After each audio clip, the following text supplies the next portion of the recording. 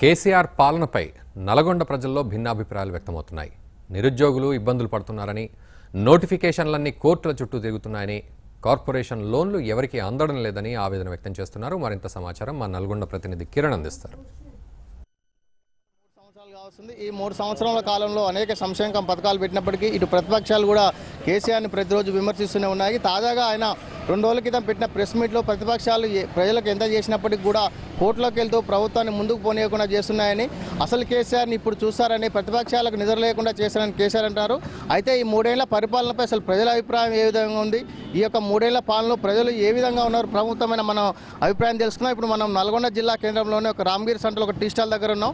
ఇక్కడ కొంతమంది యువకులతో పాటు కొంతమంది ప్రజలు కూడా ఉన్నారు. వారిని అడిగి మరిన్ని విషయాలు తెలుసుకుందాం. చెప్పండి, ఈ యొక్క కేసీఆర్ పాలన మీద మీ యొక్క అభిప్రాయం? పాలన మంచిగానే ఉంది. మాలాంటి ఈ బడుగు వర్గాల వారిని కొంచెం ఆదుకుంటే బాగుంటుంది. చిన్న ఇట్లాంటి వ్యాపారం చేసుకున్న వాళ్ళకి ఏదైనా లోన్లు, సబ్సిడీ అట్లాంటివి ఇస్తే బాగుంటుంది. చెప్పండి, ఈ యొక్క కేసీఆర్ 3 ఏళ్ల పరిపాలన పైన మీ యొక్క అభిప్రాయం? ఇవాళ తెలంగాణ ప్రజలు ఎంత దరిద్రంగా బతుకుతున్నారంటే, కేసీఆర్ అన్ని మాటలకే పరిమితమైంది, చేష్టలు ఏం లేదు ఆయనది. ఇంకోటి, నిరుద్యోగులకు ఉద్యోగాలు ఇస్తున్నాడు, అది అంతే పోయింది. డబుల్ బెడ్రూమ్ ఇల్లులు అన్నాడు, దాంట్లో అది అయింది. ఇప్పుడు నిన్న మొన్న చూసుకున్నట్టయితే డ్రగ్స్ కేసులలో, స్కామ్ కేసులలో వేల ముడుపు కోట్లు తీసుకొని ఆ కేసు నీరుగారుస్తుండు. పొలిటికల్ కొడుకులను మొత్తం తప్పించి అమాయక ప్రజల్ని ఇరికిస్తుండు. అందులో న్యాయంగా ఆయన ఏం లేదు, అది చేస్తా ఇది చేస్తా అని ఎంతసేపటికి మాటలకే ఉండు, ఇంకేం చేయట్లేడు. ఉద్యోగాలు లేవు, నిరుద్యోగులే అయ్యారు. ఏదంటే ప్రతి ఒక్కదానికి అలా అది చేస్తా ఇది చేస్తా అని చెప్పి ఏం చేయలేకపోతుండే ఆయన. ఈరోజు కేసీఆర్ గారి పరిపాలన చూసుకుంటే ఇదే విధంగా ఎంతోమంది విద్యార్థులు కొన్ని కోట్ల ఆశలతోటి తన తండ్రిదండ్రుల ఆశలు నిరూపించుకోవడానికి గవర్నమెంట్ జాబ్లో ప్రిపేర్ అవుతున్నారు. కానీ ఈరోజు కేసీఆర్ సీఎం అయినప్పుడు ఏమని చెప్పాడు, ఫస్ట్ 1,00,000 ఉద్యోగాలు భర్తీ చేస్తా అన్నాడు. కానీ ఈరోజు 1,00,000 ఉద్యోగాలు భర్తీ చేయకపోవడానికి కారణం తన నిర్లక్ష్యం. ఈ నిర్లక్ష్యంతో మళ్ళీ నెక్స్ట్ టైం మళ్ళీ అతనే గెలుస్తా, అసెంబ్లీ సీట్లు మాకు ఇన్ని కావాలి, మాకు ఉన్నన్ని చాలు, కొత్త తీసు అవసరం లేదన్నాడు. కానీ అది ఎంతవరకు నిజం? కొత్త వాళ్ళకి అవకాశం ఒక్కసారైనా కూడా నెక్స్ట్ ఎలక్షన్స్ అయినా కొత్త వాళ్ళకి అవకాశం ఇస్తే ఎవరు ఏం చేస్తారో తెలుస్తుంది. కానీ ఎంత నిర్లక్ష్యం అంటే కేసీఆర్ పరిపాలన, అవినీతి అవినీతి అవినీతి, ఎక్కడ చూసిన అవినీతి. మన సినీ ఇండస్ట్రీ టార్గెట్ చేయడం కూడా కరెక్ట్ కాదు. కొన్ని పొలిటికల్గా చూస్తే పొలిటికల్ కొడుకులు కూడా డ్రగ్స్ కేసులో ఉంటారు, కానీ వాళ్ళు ఎందుకు బయటికి రావట్లేరు? కేవలం ఇండస్ట్రీ వాళ్ళని ఎందుకు చూపిస్తున్నారు? వాళ్ళకు ఫ్యామిలీస్ ఉంటాయి. పొలిటికల్ వాళ్ళని చూపించుకోవడానికి కారణం ఏమిటి? వాళ్ళని పట్టించుకోవడానికి కారణం ఏమిటి? వాళ్ళని కూడా తీయండి బయటికి. ప్రతి ఒక్కరు ఉంటారు. డ్రగ్స్లో సినీ ఇండస్ట్రీనే వాడుతున్నారా? వేరే వాళ్ళు వాడట్లేరా? ఇంతమంది ప్రజలు, తెలంగాణ ప్రజలలో కేవలం సినీ ఇండస్ట్రీ వాళ్ళే ఉన్నారట. నేను 3 ఏళ్ళుగా ప్రజలకు ఒక చేరువయ్యే సంక్షేమ పథకాలు ప్రవేశపెడుతున్నా, ప్రతిపక్షాలు అడ్డుకుంటున్నాయని, ప్రాజెక్టులు కూడా కట్టినా ప్రతిపక్షాలు అడ్డుకుంటున్నాయని ఆరోపిస్తుండ్రు. అయితే ఇక ముందు కూడా అసలైన కేసీఆర్ని చూస్తారు, ప్రతిపక్షాలు ఇట్లా చేస్తే నేను ఊరుకునేది లేదంటాను. దానిపై నాకు మీ కామెంట్? కేసీఆర్ గారు ప్రవేశపెట్టిన పథకాలు ఎంతవరకు పేద ప్రజలకు అందుతున్నాయనే మాత్రమే కేసీఆర్ గారు ఆలోచించాలి, దాని దగ్గరికి వెళ్ళి చూసుకోవాలి. ఇప్పుడు గొర్రెల పంపకం అన్నారు, కానీ గొర్రెల పంపకం సామాన్య వ్యక్తికి అందట్లేదు. ఒక పొలిటికల్ బ్యాక్గ్రౌండ్గా ఉన్న వాడికి మాత్రమే అందుతుంది. ఇప్పుడు గొర్రెలు అనేవి ఎవరికి వస్తున్నాయి? వాళ్ళు అధికారులు కొంతమంది పేరు ప్రకటిస్తే వాళ్ళకి మాత్రమే వస్తున్నాయి, కానీ ఒక నిరుపేదానికి అయితే వస్తలేవు.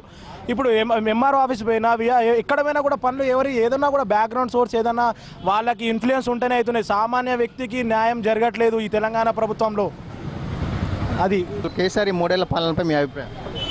ఈరోజు తెలంగాణ రాష్ట్ర ప్రజలు ప్రతి ఒక్కరు ఏం ఆలోచిస్తున్నారంటే, తిరిగి ఉమ్మడి ఆంధ్రప్రదేశ్లో కలిపితే బాగుండని చెప్పి తెలంగాణ రాష్ట్రంలో ఉన్న ప్రజలు ఆలోచిస్తారు. ఎందుకంటే గత ప్రభుత్వాలు ఉమ్మడి రాష్ట్రంగా ఉన్నప్పుడు ఎన్నో తీర్లుగా ఎన్నో సంక్షేమ పథకాలు ప్రతి ఒక్కరికి అందినాయి.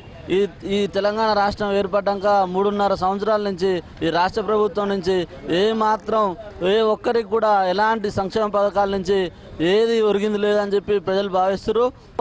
విద్యార్థులకు ఒరిగిందేం లేదు, రైతులకు ఒరిగిందేం లేదు, సామాన్య ప్రజలకు ఒరిగిందేం లేదు. తెలంగాణ రాష్ట్రం వస్తే ఎన్నో కలలు కన్నారు. ఎన్నికల్లో ఎన్నో హామీలు ఇచ్చి ఈ రాష్ట్ర ప్రభుత్వాన్ని ఏర్పరచుకున్న ముఖ్యమంత్రి కేసీఆర్ గారు, మేము ఒకటే చెప్తున్నాం, ఎన్నికల్లో ఇచ్చిన హామీలు అన్నింటినీ తక్షణమే మీరు అమలు పరచాలి. కేజీ టు పీజీ ఉచిత విద్యను అన్నారు, దాన్ని తుంగలో దొక్కిరు. 1,00,000 ఉద్యోగాలు అన్నారు, దాన్ని తుంగలో దొక్కిరు. ఒక అవగాహన లేని కమిటీలు వేసి అవగాహన లేని వాళ్ళని టీపీఎస్సీ చైర్మన్గా నియమించి అన్నిటిని అవకతవకల్లో నడిపిస్తూ ఎంసెట్ ఎగ్జామ్ పెడితే దాన్ని లీకేజ్ చేసిర్రు, డిఎస్సి పెడతా అంటారు, దాన్ని కూడా అదే పరిస్థితి చేస్తారు. ఇప్పటికైనా రాష్ట్ర ప్రభుత్వం ఆ టీఎస్పీఎస్సీని రద్దు చేసి కొత్తగా ఎవరినన్నా కమిటీని వేసి అన్ని గవర్నమెంట్ వాళ్ళే నిర్వహిస్తే బాగుంటుందని చెప్పి మేము అనుకుంటున్నాం. అదేవిధంగా 3.5 సంవత్సరాలు అవుతుంటే ఏ ఒక్క కార్పొరేషన్ రుణాలు కూడా ఏ ఒక్క లబ్ధిదారునికి చెందలేదు. పేరుకేమో మేము ఇన్నిస్తున్నాం అని చెప్తారు, ఒక్కరికి కూడా 1 లక్ష రూపాయలు వచ్చిన దాఖలాలు లేవు. నల్గొండ జిల్లా వ్యాప్తంగా చూసుకుంటే నల్గొండ జిల్లాలో ఫ్లోరిసిస్ వాటర్ సమస్యని 1 సంవత్సరంలో పరిష్కరిస్తా అని చెప్పి ముఖ్యమంత్రి గారు ఆ రోజు ఎన్నికల హామీలో ఇచ్చారు. ఇప్పటి వరకు దాని మీద మాట్లాడిన దాఖలాలు లేవు. మరి ఎవరి కోసం ఈ పాలనలో మాకు అర్థం కావట్లేదు. అందరూ కూడా ఒకటే చెప్తున్నారు, కేసీఆర్ యొక్క ఈ 3 ఏళ్ల పాలనపై భిన్న అభిప్రాయాలు వ్యక్తం చేసినారు. ఈ 3 ఏళ్ల పాలనలో నిరుద్యోగుల సమస్యలు అసలు పట్టించుకోలేదని, ఏ నోటిఫికేషన్ వేసినా కోట్ల పాలైందని, ఈ రానున్న కాలంలోనైనా కేసీఆర్ అన్ని కులాలను మతాలను అని కాకుండా అందరికీ ఆమోగ్యమైన పాలన చేయాలని అనేక సంక్షేమ పథకాలు ప్రవేశపెట్టి ప్రజలతోటి మమేకం కావాలని ఇక్కడ ఉన్న వారంతా కోరుతున్నారు. Kiran, Bharat today news, Nalgonda.